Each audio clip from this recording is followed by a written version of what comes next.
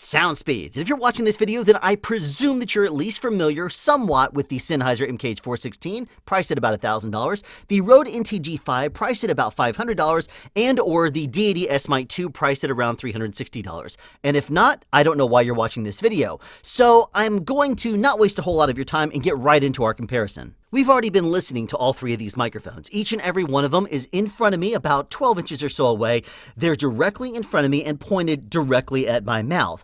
And being that they're about a foot away, you can hear how they sound. Now, what I'm going to do is I'm going to back off to about 18 inches. And you can tell it's 18 inches because this is roughly about 9, and that's about double the distance. So this is how it sounds in a relatively controlled environment on my voice with all three microphones about 18 inches off. I'm not going to go farther away in this comparison, but what I am going to do is move closer. All the microphones are now about 6 inches away from my mouth, and they should be picking me up very effectively in this kind of controlled environment. And this is how they sound only 6 inches or so away from my mouth. Now, I am going to engage the proximity effect and get even closer, but I wanted to hear how it sounds at 6 inches. And we're going to go ahead and engage the proximity effect, getting really close to these microphones. And right now, I would say I'm probably only about 2 or so inches away from each and every one of these microphones. And you're going to have to deal with the potential of plosives, even though I'm going to try to direct my mouth and the breath directly below these microphones. But in case I happen to pop one of these microphones, that's something you're going to have to expect and live with. So this is the proximity effect of all three of them. And I'm going to back off. This is around 6 or so. Actually, let's go to 9 inches.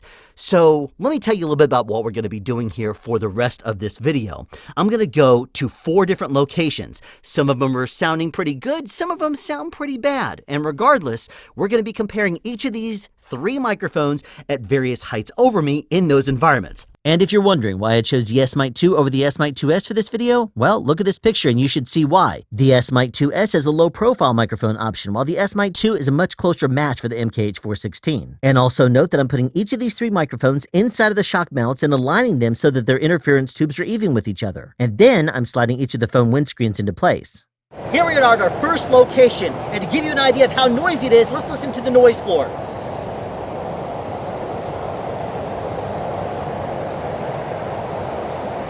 For our first test, we're going ENG style, as if we're kind of coming up and over the top of the camera. The microphones are about 2.5 feet or so away from my mouth, but because I'm pointed towards Interstate 85, you're going to be picking up quite a bit of the car noise behind me. So this is how the microphones would all sound if they are pointed towards me in a fairly noisy environment. Also ENG style, this time coming up from underneath. The microphones are pointed directly at me, but behind me is Interstate 85. So you're going to be catching quite a bit of background noise as well as my voice. But the advantage of coming up from underneath is you don't have to worry about any kind of shadows from sun or anything like that, even though that's not really an issue out here right now at this time.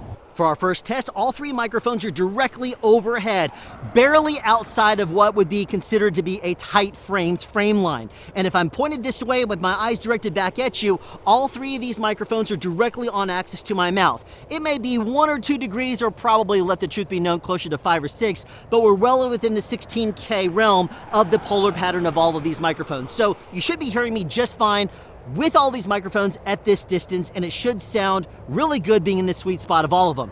And at this point, this is probably the best these microphones are ever going to sound. As I start to back up, or rather go higher overhead, you're going to start to hear it fall off pretty quickly. Now the microphones are approximately 6 inches over the top of my head. If your DP were to say, give me a little bit of air, that's about where they are. Now, the higher I go, the more you're going to start hearing the background noises behind me. Let me tell you about the environment that I'm shooting in today. There is a road directly behind the camera, 15 feet behind, and there are cars going all around that, including the backfiring cars that you just heard. Behind me is Interstate 85, only 50 feet or so behind me. So between those cars and those cars, we have quite a bit of background noise that we're having to deal with, which is why I'm speaking up louder than I normally would in a quieter environment. Now the microphones are approximately 1 foot over the top of my head. Let me point out something regarding the windscreens that are on them. They're all foam style windscreens, but every manufacturer makes them differently. For example, the NTG5 windscreen is a little bit fatter and it is maybe a little bit thicker around the microphone, absorbing more air, but it's probably medium density. As for the S-Mic 2, it's a little bit more like a thinner type windscreen, but it's also about the same kind of medium density. While the MKH-416 has a little bit more dense of a windscreen, and it's also a little bit of a fatter one too. So that's what we're hearing through in this particular test. 18 inches over the top of my head, and now all three of these microphones are within about 2 or 3 degrees off axis to my mouth. Still, as far as axis is concerned, straight down the barrel. So you should be hearing me just fine at this distance. Anything higher than this, and we're going to start to hear a little bit more background noise, and my voice is going to probably start to sound a little bit more distant. But right now, we don't have proximity effect on any of these microphones, and they still should sound very close and rich at this height. Now 2 feet over the top of my head, and I want to point out something. Because this is a noisier background and environment, I'm having to speak up a little bit louder than I would be in a quieter type environment. So if you're wondering why it sounds like I'm yelling, it's not so much that I'm yelling, I'm loud by nature. But what I am doing is speaking up because I want to be heard, and that's the natural tendency you have when recording in a louder environment. You have the natural tendency of speaking up. Actors, on the other hand, will act for the performance. They won't necessarily raise their voice, but I'm not an actor now, am I? I'm a sound guy, so I want to be heard. Now with the microphones about 2.5 feet over the top of my head, you're going to really start to notice that my voice sounds more distant. It's not going to sound as rich and close as it once was. And as I go higher and higher, you're going to start to really notice the rejection of these microphones come into play, because all of the microphones that I'm using in this test have different rejection levels. They reject out differently. Maybe not rejection levels, that's the wrong thing to say, but they reject out differently. By nature, by design, the engineers designed each microphone to sound a certain way, and part of that is indeed how much it rejects out undesired sounds that are off axis. Now the microphones are about 3 feet over the top of my head, which is about 1 meter if you're on the metric system. And let me point something out. The louder I am with my voice, the more you're going to be hearing mids and high frequencies. And the reason why is because the louder you are, the more you naturally have a tendency of not projecting the lower frequencies. There's only so much I can project the lower frequencies in, because it takes more power to throw those lower frequencies into the air. When you get into the higher amounts of SPL, when you're trying to really yell and be heard at a greater distance, your voice naturally starts to just send them out in the mids and highs and not so much in the bass. So as I start to go higher and higher, the microphones pick up the same exact way, hearing the mids and highs before they're going to the bass, because the bass is going to disperse more omnidirectionally because it's lower frequencies. To give you an idea, 50 hertz and below is completely omnidirectional. So keep that in mind as we go higher and higher up. Now we're at the end of the first segment of this ambient QS boom pole, which puts the microphones all about 4 feet or so over the top of my head. At this height, we're going to be hearing quite a bit more of the background noises than we were before. But you should be still hearing my voice pretty decently, at least enough that if you were only using a boom in this particular environment, then you're probably going to at least be getting a usable track, because if the microphones were that high, chances are it's a wide shot, and the camera perspective would match the sound you're getting if your microphones were this high and on the frame line. Now the microphones are approximately 5 feet over the top of my head, and at this point, they're gonna start to sound kind of distant in this environment. But not to worry, we still have plenty more room above to go up with the microphones, so it's gonna sound even more distant, so enjoy this while you can. Now the microphones are approximately 6 feet over the top of my head, but still directly on axis to my mouth. And the farther I go back to give more room above me, I'm getting closer and closer to 85. And another thing to consider is as the microphones go higher, they're not going to be rejecting out as much around them, because around them and in front of the pattern is going to start to be the cars around me, either that direction or 85. So they're not going to be so much in the null pattern of the supercardioid patterns, they're going to be more to the side and not rejected out nearly as much. At 6 feet though, it shouldn't be as bad of a deal as it will be later on. Now the microphones are approximately 8 feet over the top of my head. The sun is starting to set pretty aggressively at this time. And I do hate the fact that I'm always out here shooting at sunset. I really should probably plan my days better. But that's not to say that there's a lot of insects and stuff out here. I'm shooting this in the fall, and believe it or not, I'm not hearing any insects out here. If this were spring, if this were summer, we'd have insects all over the place here in Georgia. But luckily, we don't have them right now in this environment because it's a little bit on the cool side, which is why I'm wearing this wonderful hoodie. Now the microphone is about 10 feet over the top of my head. You're gonna be hearing a lot more background noise at this time. And if you had lavs, you should have been playing them at this time. And if you're using the boom microphone, there's got to be a creative reason for it, because you're going to be hearing so much background noise if you're shooting in a noisy environment like this, that if you're a sound person, I really hope you would resort to something else at this time. Now we're at the end of this ambient QS boom pole. The microphones are now 18 feet over the top of the ground, or about 12 feet over the top of my head. And at this point, you're hearing quite a bit of traffic all around me.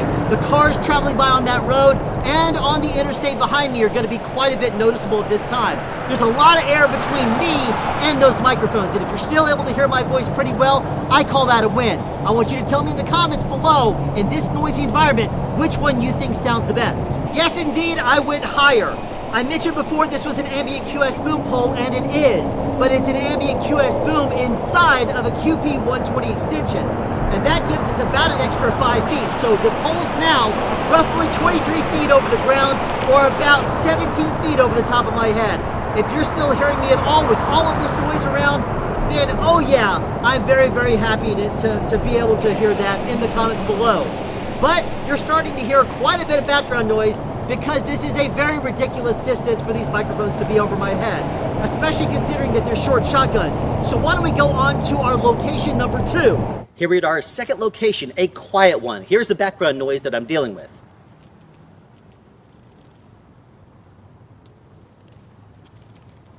Here we are at our second location. The first thing you're going to notice is that I'm not speaking nearly as loud as I was at our first location. Why? Well, because I'm not trying to speak up and over the background noise. When you're in a noisier environment, you naturally have a tendency of speaking up in order to be heard. I don't need to do that in this quieter environment. So you're going to hear me perhaps raise my voice just a little bit at the higher distances, but definitely not in a lower one like this. So it's more like it would be if you were just recording in a quietish type outdoor environment. The first test you heard was ENG mode, which would be about 2.5 feet over the top of maybe a camera angled in at my mouth at about maybe 30 or 45 degrees.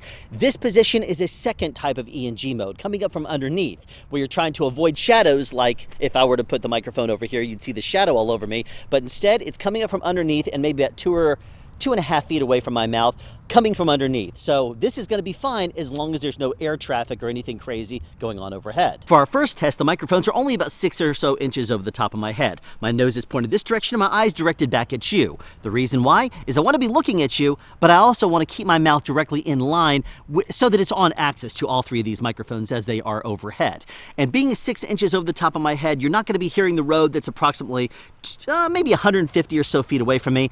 It is exterior, so you might hear bugs, or, well, probably not bugs, more like birds, something like that, maybe an occasional car driving by. Now the microphones are approximately 1 foot over the top of my head. Sorry I didn't bring a measuring tape to get exact distances, but that's not really necessary in this particular test. The reason why is because I'm testing 3 microphones at identical distances across. The interference tubes are all completely even before I put on the windscreens, which you may argue as not being the most effective, because if one has a thicker windscreen, it would be more wind resistance and cut into the highs a little bit more, but at the same time, it's what the manufacturer sent out. So all of these are stock windscreens as they would come with the microphone, with the interference tube at even distances, regardless of the thickness of the wind protection. Now the microphones are about 18 inches over the top of my head, so if you were doing any kind of an exterior shoot in a quiet environment like this, you shouldn't have a problem in the world hearing my voice at this distance. Now, it's not most ideal. I mean, obviously you'd want to have the microphone closer, but if you had to be this high for a DP or camera operator's wider shot, then you have to do what you got to do. And in a quiet environment like this, you should be able to pull out my voice just fine against this background. Now the microphones are approximately 2 feet over the top of my head. If I raise my arm overhead, I could barely touch the windscreens at this time.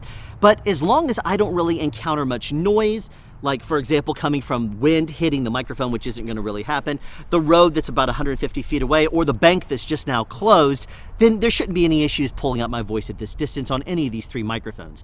But the thing that I want you to keep in mind as we go higher and higher is how well are you hearing my voice pull out?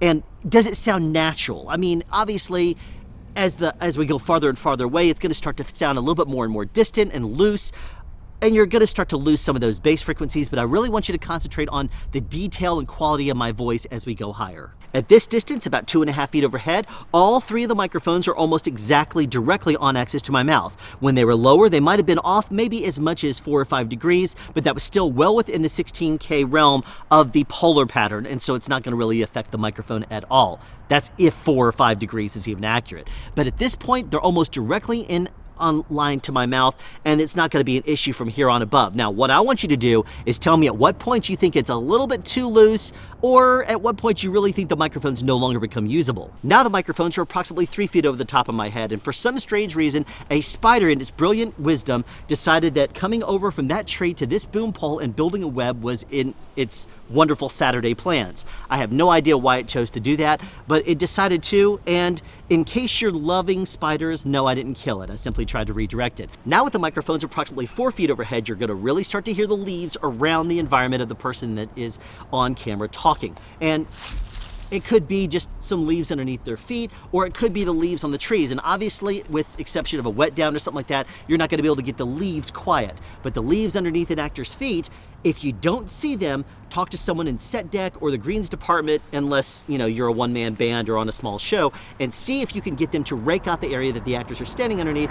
That way you're not going to have so many issues with hearing the actors with their feet rustling through all of them. Even in a quiet environment like this, 5 feet overhead is going to start to sound kind of distant. You may be picking up my voice just fine, but any little bitty outside noise like an airplane flying around in the distance, a car driving by in the distance, or any little light rustling of leaves, something like that, cars closing next to me, those noises are going to really start to be more present as you get farther and farther overhead. And at 5 feet overhead, it's going to easily sound loose on your dialogue, so you only want to do this if you don't have an option of like a lav or a plant, something like that that's closer to the person that you're going to speak on. In this particular test though, hey, we're all about these mics and testing them. Now the microphones are about 6 feet overhead. You see that truck behind me? He was coming to blow the leaves underneath my feet even as we speak.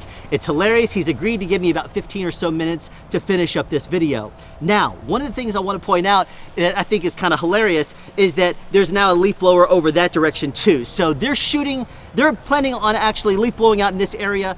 And so I gotta wrap this thing up. So hopefully you know what this sounds like at 6 feet overhead now. Now with the microphones 8 feet overhead, you're gonna find this hilarious too. Remember that video I did on segment repair and how to reattach metal to carbon fiber boom poles?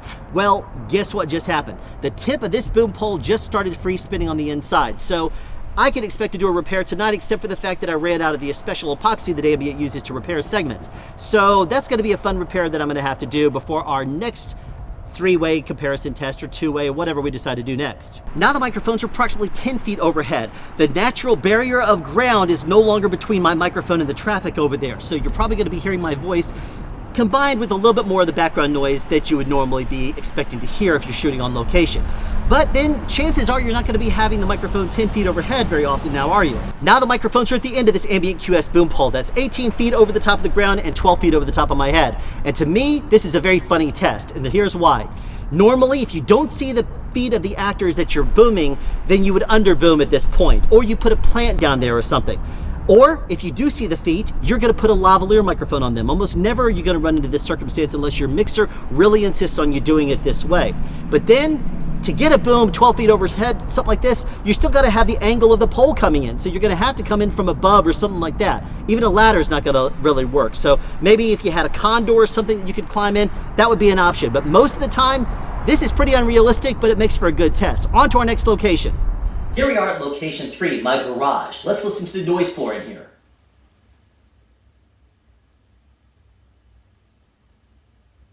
For our first test, you're going to hear it in kind of ENG mode, the one that's up and over the top of the camera, and about 2.5 feet away from talent's mouth. And yes, you're catching a lot of echo, and part of that's because my voice is echoing this direction, and these microphones are picking up the bounce off the walls behind me, because it's not just about how close you are to your mouth, it's how much reflection you're getting in an environment as reverberant as this. Here we are onto our second ENG position, coming from underneath, defeating the shadows and stuff that you would have overhead. Now, again, the microphones are about 2.5 feet away from my mouth. They're all exactly on axis to my mouth, and this is the way that these microphones sound in a reverberant environment coming up from underneath. If you were shooting in a reverberant environment like my garage, where there's concrete floors, hard walls and ceilings, a water heater, and a refrigerator in that corner, then you could hope to get the microphone as close to the top of your talent's head as this is over mine. That's going to give you the maximum amount of signal, my voice, over the least amount of background noise, and in this case, all the reverb coming off the wall, ceilings, and floor, my voice echoing, is the noise. In this case, it's going to be minimized because these microphones are as close to my mouth as it is possible. Even with the microphone 6 inches overhead, you're able to pull out the talent's voice quite effectively.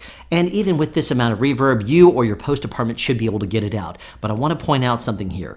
Just because the microphones are even with the top of my head does not mean that you should consider it 6 inches away from my mouth, because you still have here to the top of my head extra length between the end of the microphone and my mouth. So at this point, it's actually closer to a foot away from my mouth, but it's still very close as far as microphones, especially shotgun microphones, are concerned. Now the microphones are about a foot over the top of my head, and the higher I go, the more the rear lobe pickup on these supercardioid pattern microphones is going to come into play. When I'm against the ceiling, you're going to start to hear that rear lobe picking up my voice as very much of a reflection of what it's picking up in the front. But right now, we're within a foot of my head, and it shouldn't be overly that big of a deal or concern at this point. Now the microphones are about 2 feet over the top of my head, and we're pulling in quite a bit of reverb at this time. But hopefully the camera perspective is matching the echo that you're going to be hearing off of the microphones at this height. So hopefully it matches the camera perspective and you're all good. Now the microphones are all the way at the ceiling, about 2.5 feet over the top of my head. And at this point,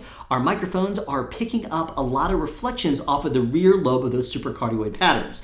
But that's okay, because at this point, it would be a wide shot and you're able to pick up camera perspective to your sound. But regardless, I think we're done at this location. Let's move on to the next one. Before we do any audio recording with these microphones in this room, let's hear how this room sounds by itself.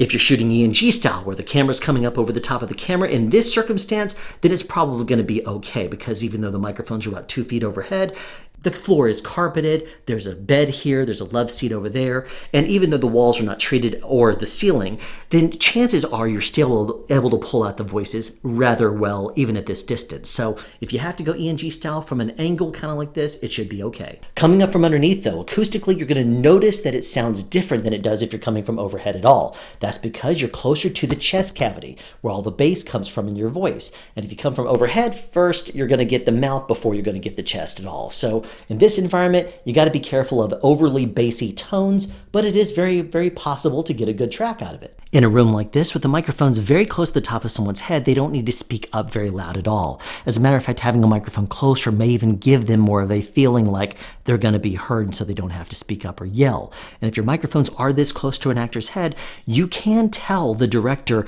they don't need to speak up, unless obviously it's a nightclub or something they have to for the story. But in a close, intimate type environment where they're being recorded for an interview, then if you're getting overly a huge amount of echo or reverb from the room, then you can ask the director if it's possible for them to lower their volume ever so slightly, just to give you a cleaner track without all the bounce coming off the walls. If your camera operator says, I need a little bit more room, can you take the microphones up a little bit? This is the way it would sound, about 6 inches overhead. It sounds a little more natural. Now granted, it's going to sound more distant the higher you go, but you're not getting that proximity effect, that over bassiness from having the microphones really close. And at this point, you might need the actors to just speak in a regular volume. They don't need to whisper quite as much, even though it would pick up just fine as a whisper. When the microphone gets 1 foot overhead, you got to be careful about the speaking volume, balancing it with the reverb if you have any control over such a thing. Because if they speak overly loud, like, oh geez, the microphone's way up there, I really need to speak loud in order to be heard, then it's going to echo more. And you got to actually manage that with your director. They don't need to speak up. They just need to speak very clearly and intelligible, and you got to manage those reflections as much as possible. Now the microphone is 18 inches overhead. Let me explain what I mean by managing the reverb in the room. If you are not seeing it on camera, you can treat it, provided it doesn't change the light level. So if you have black side and white side furniture moving blankets, for example, your director of photography or lighting people may be able to use them as a bounce. So if you were to hang those up or put them near covering up hard surfaces or blocking off walls, then that would really help to manage the reverb in this particular type environment. Now the microphones are about 2 feet overhead, and at this point we're really pulling in the reverb throughout this room's walls and ceiling. And because of the rear lobe on these supercardioid pattern shotguns, we're pulling in a very dispersed and diffused type reverb sound against it, and it's really pulling in the rear lobe of these microphones and affecting the way our sound sounds. If you want to know a little bit more about what I'm talking about, watch my video Walla Walla. The microphones are barely visible in your frame at this time, and they are 2.5 feet over the top of my head, where the microphones are practically touching the ceiling. And at this point, this is maximum reverb throughout this room. I'm speaking up ever so slightly louder than I was at the beginning of the video, simply because I kind of had that feeling of wanting to be heard. And this is very natural, so I feel it's a very natural test as well. But that's it for our location testing of these microphones. Let's go back to the studio. So what did you think? Which one was your favorite microphone? Which one are you most likely to buy? What did you like in each particular environment? Tell me your thoughts down in the comments below. I'm very interested to hear your thoughts. Thank you for tuning into this comparison, and be sure to tune in the future for more fun things with multiple microphones and sound advice. There's about to be a truck that drives by me now, but it's kind of hilarious to imagine that, hi there. You're not going to like us, are you? Are you coming here to do this? Lovely and all that. How long are you going to be here? Maybe 15 minutes more. My daughter is inside of an appointment right now, and it's funny, I was just talking about the leaf blowers that just started up right now. So, we'll leave you. If you don't mind, that'd be awesome. Thank you so much.